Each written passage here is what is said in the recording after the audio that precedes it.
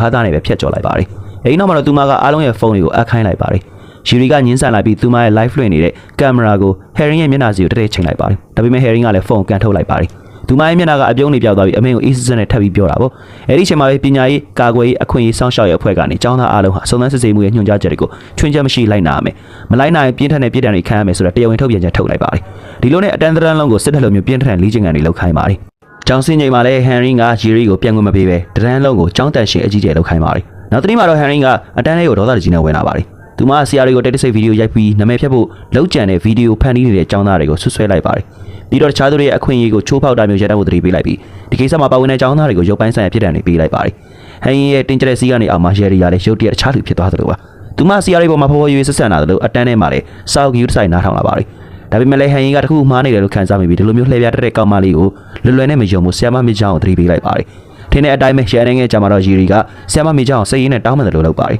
။ပြီးတော့သူမအကူအညီတစ်ခုတောင်းလိုက်တာပေါ့။သူမစုံစမ်းစစ်ဆေးမှုကိုအကြောင်းကနေထွက်သွားအောင်ပြောပြဖို့နဲ့ live ကိုအတူတူလွှင့်မှုအတွက်ဆရာမကိုဖိတ်ခေါ်လိုက်ပါတယ်။ဒီလိုမျိုးရုပ်တရက်ပြောင်းလဲသွားတာမျိုးတော့ဆရာမမိချောင်းကဝေခွဲမြဖြစ်သွားတာပေါ့။အဲဒီချိန်မှာပဲဟိုဝါဂျင်ကသူမစီကိုရောက်လာပြီးစကားပြောဖို့ခေါ်ပါတယ်။ဆရာမမိချောင်းကသူမအနေနဲ့ចောင်းသားတွေကိုကြောက်လာတယ်လို့ဝန်ခံလိုက်ပါတယ်။ online မှာသတင်းအမှားတွေပြန့်နှံ့သွားကြတဲ့ကသူမဟာအပြစ်မရှိကြောင်းတက်တည်ပြဖို့နေတိုင်းစူးစမ်းခဲ့ရတာပါ။အခုဆိုရင်ဂျီရီကဖုန်းကင်ထားတာမြင်တော့သူမရင်းနေတုံလာပါတယ်။ဝါဂျင်ကလည်းဒီအကြောင်းအရာတွေတိတ်ဆိတ်နားထောင်ပေးပြီးတဲ့နောက်မှာတော့သူ့ရဲ့အတိတ်ကနာကျင်စရာဇလန်းကိုပြန်ပြီးပြောလိုက်ပါတယ်။သူရဲ့စေးစပ်ထားတဲ့သူဂါအွန်ဟာလည်းတစ်ချိန်ကဆရာမတယောက်ဖြစ်ခဲ့ပြီးပေမဲ့ကျောင်းသားတယောက်ရဲ့တပ်ဖြတ်ခြင်းကိုခံခဲ့ရတာပါ။အဲဒီကျောင်းသားကတရားရုံးမှာသူမဆရာမအရန်ဆွဲလဲနေတယ်ဆိုပြီးဝန်ခံလိုက်ပါတယ်။ဒါပေမဲ့သူကအသက်မပြည့်သေးတဲ့အတွက်ထောင်ဒဏ်2နှစ်ပဲကြာခံခဲ့တာပါ။ဝါဂျင်ကလည်းဒီရလက်ကိုလက်မခံနိုင်ခဲ့ပါဘူး။တစ်ချိန်ကသူကိုယ်တိုင်လက်စားချေဖို့တောင်စဉ်းစားခဲ့ပါတယ်။ကံကောင်းတာကတော့ကန်ဆော့ကသူ့တားဆီးခဲ့တာပါ။တကယ်တော့ဂါအွန်ကကန်ဆော့ရဲ့တမီလည်းဖြစ်နေပါတယ်။ဒီတော့ပညာရေးမှုကန်ဆော့နဲ့ဝါဂျင်တို့ဟာခမီးခမတ်လိုမျိုးတော်ဆက်တယ်လို့ဖြစ်ပါတယ်။ဝါဂျင်ရဲ့နာကျင်မှုကိုကန်ဆော့ထပ်ပို့နားလေသူမရှိပါဘူး။ဒါကြောင့်ပဲဝန်ကြီးကန်ဆော့ကသူ့ရဲ့သမီးဂါအွန်ကိုအမှတ်ရတဲ့အနေနဲ့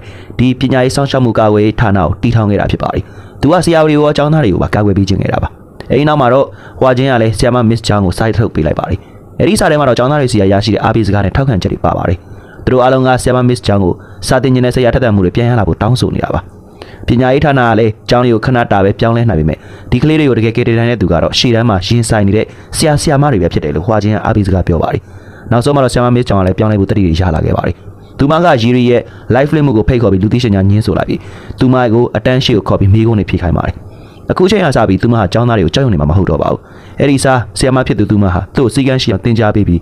မှန်ကန်တဲ့လမ်းကြောင်းပေါ်ရောက်ပို့ဆောင်ပေးဖို့ဆုံးဖြတ်လိုက်ပါတယ်။ဒေါ်တော်သားထွက်လာတဲ့ဂျီရီကလည်းဆရာမမစ်ချောင်း online မှာထပ်ပြီးနာမည်ဖျက်ဖို့ကြိုးစားပေမဲ့ဘာမှတင်လို့မရတာကိုတွေ့လိုက်ရပါတယ်။တကယ်တော့ဂျွန်ဒေးကကွန်ပျူတာကျွမ်းကျင်သူတယောက်လည်းဖြစ်နေပါတယ်။သူကဂျီရီတင်သမျှအားလုံးကိုဖျက်ပစ်လိုက်ပြီးဗီဒီယိုအသစ်တစ်ခုတင်ပေးလိုက်ပါတယ်။အဲဒီဗီဒီယိုထဲမှာဂျီရီကအတန်းပိုင်းဆရာကိုဘယ်လိုမျိုးလှုပ်ကြံပြီးဆွဆွဲ